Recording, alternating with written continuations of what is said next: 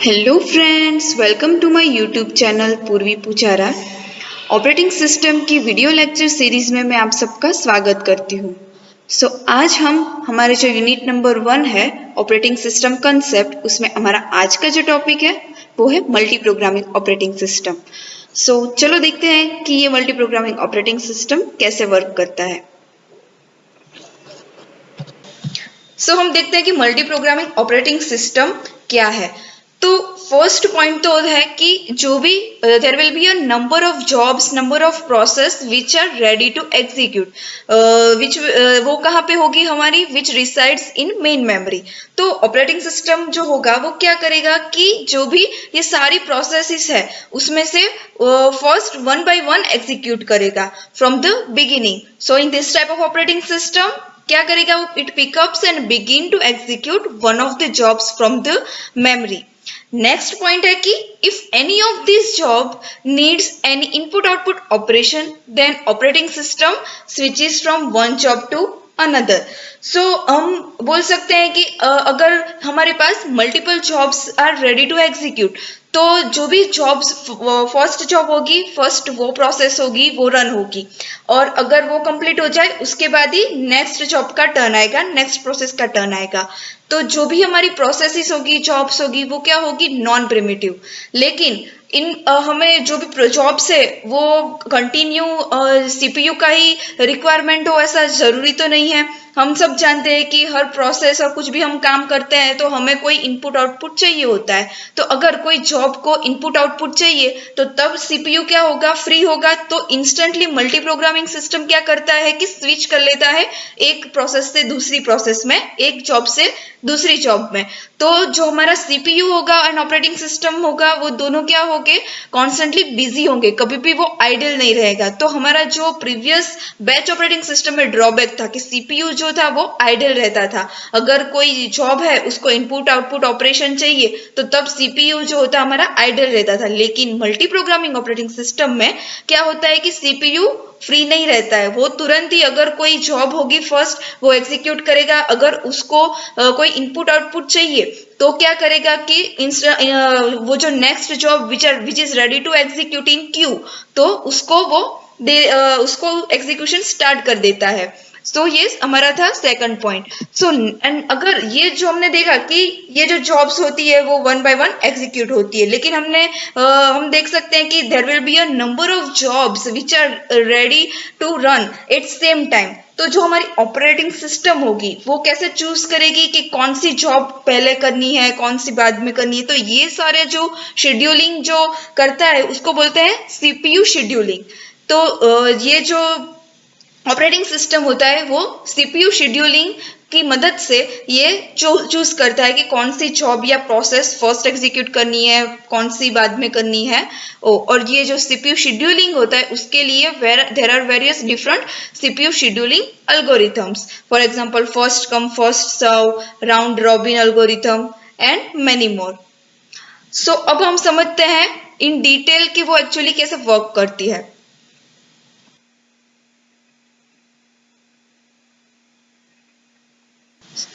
हमने आगे देखा कि जो भी हमारी सीपीयू होगा, हमारी मेन मेमोरी होगी, उसमें क्या होगी कि number of jobs will be there which are ready to execute. तो फर्स्ट जो होगा क्या करेगा सीपीयू, फर्स्ट जो बिगिनिंग से स्टार्ट करता है तो फर्स्ट जॉब 1 एग्जीक्यूट करेगा। लेकिन एज वी डिस्कस अर्लियर कि जॉब 1 है उसको कोई इनपुट आउटपुट की जरूरत पड़ी, तो वो क्या कर रहा है कि वो इनपुट आउटपुट ऑपरेशन कर रहा है, तो वो कहाँ चला जाएगा, सेकेंडरी स्टोरेज में चला जाएगा। तो सीपीयू क्या हो गया, फ्री हो गया। तो सीपीयू फ्री नहीं रहेगा, वो क्या करेगा, नेक्स्ट जो जॉब होगी वो जो रेडी होगी उसको ले लेगा, उसको एग्जीक्यूशन स्टार्ट कर देगा। ऐसे ही जॉब 3, 4 वो वेट करेगा। जो हमारी सारी जॉब्स है वो क्या है, नॉन प्रिमिटिव है। मींस कि कोई जॉब है, अगर कोई एक जॉब सीपीयू को रन कर रही है, एक जॉब है वो एग्जीक्यूट हो रही है, ओके। तो जो अगर कोई दूसरी जॉब को सीपीयू चाहिए तो उसका जब प्रीवियस जॉब है उसकी अगर कंप्लीशन ना हो जाए, उसकी जो भी प्रोसेस है वो कंप्लीट ना हो जाए, तब तक उसको वेट करना पड़ेगा। तो यहाँ पे फिगर में आप देख सकते हो कि जॉब 1 था वो एग्जीक्यूट हो रहा था पहले, उसको कोई इनपुट आउटपुट ऑपरेशन की जरूरत पड़ी तो वो कहाँ चला गया, सेकेंडरी स्टोरेज में। तो इंस्टेंटली हमारा जो सीपीयू था उसने क्या कर दिया, स्टार्ट कर दिया जॉब 2 का एग्जीक्यूशन। तो हमारी जो भी बाकी की जॉब्स है वो क्या वेट करेगी जब तक हमारी जो जॉब 2 है वो उसका एग्जीक्यूशन कंप्लीट ना हो जाए तब तक। सो ये हुआ हमारा जो मल्टी प्रोग्रामिंग ऑपरेटिंग सिस्टम कैसे वर्क करती है वो। सो अब हम देखते हैं हमारा real time example of multi programming operating system कि हम रियल टाइम में कैसे इसको रिलेट कर सकते हैं और अच्छी तरह से समझ सकते हैं।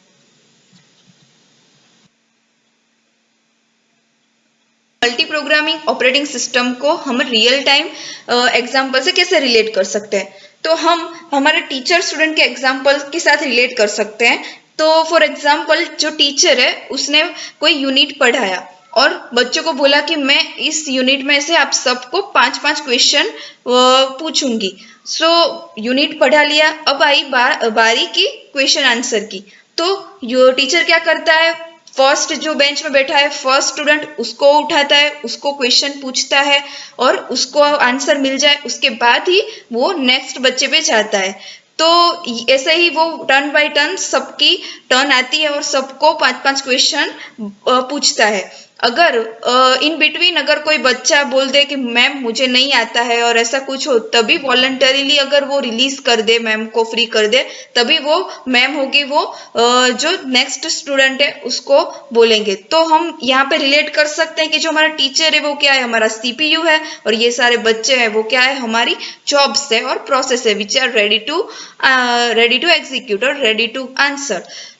सो हम देख सकते हैं कि मल्टी प्रोग्रामिंग ऑपरेटिंग सिस्टम भी ऐसे ही वर्क करती है कि there will be a number of jobs will be ready to execute, लेकिन क्या करेगा सीपीयू, फर्स्ट जो जॉब होगी वो बिगिनिंग से स्टार्ट करेगा और एंड तक ऐसे टर्न बाय टर्न एग्जीक्यूट करेगा। लेकिन अगर in between if any job needs any input output operation then वो सीपीयू स्विच कर देगा वन जॉब टू अनदर।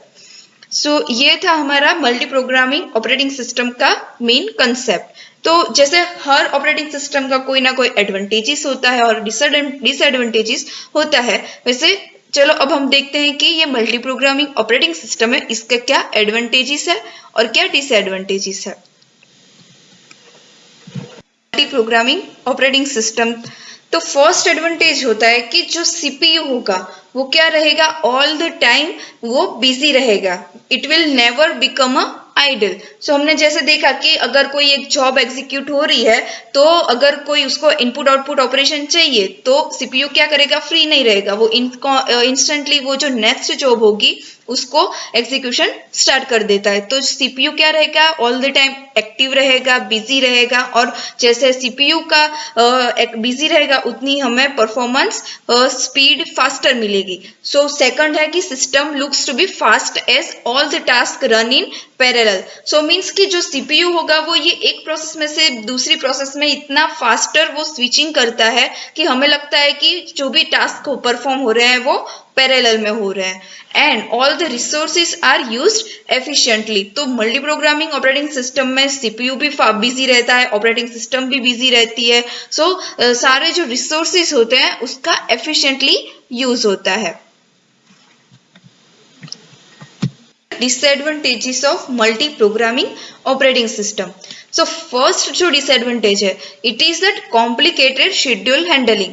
सो हमने देखा था कि there will be a multiple jobs which are ready to execute in main memory. तो उसमें से कौन सी जॉब पहले करनी है कौन सी बाद में चूज करनी है, वो ऑपरेटिंग सिस्टम क्या यूज करता है, सीपीयू शेड्यूलिंग। तो ये जो शेड्यूलिंग जो होता है उसको हैंडल करना थोड़ा कॉम्प्लिकेटेड हो जाता है। And second is that due to high load of task जो long time jobs have to wait for long time. So अगर जो भी मल्टीपल जॉब्स होगी तो उसमें जो भी आगे जॉब्स होगी उसका जैसे बिगिनिंग से स्टार्ट करता है एग्जीक्यूशन, तो जो पहले जॉब्स होगी उसका फर्स्ट सीपीयू मिल जाएगा, बाद में होगी उसको फॉर लॉन्ग टाइम उसको वेट करना पड़ता है। सो ये थे हमारे disadvantages of multi programming operating system. So I hope ये जो हमारी second multi programming operating system थी उसका कंसेप्ट और उसके जो भी रियल टाइम एग्जांपल हमने देखा, हमारे एडवांटेजेस क्या थे, इसके डिसएडवांटेजेस, ये सारा आपको क्लियरली समझ में आ गया है। Thanks for watching my video. If you like, then please do like, share and subscribe to my channel. Thank you.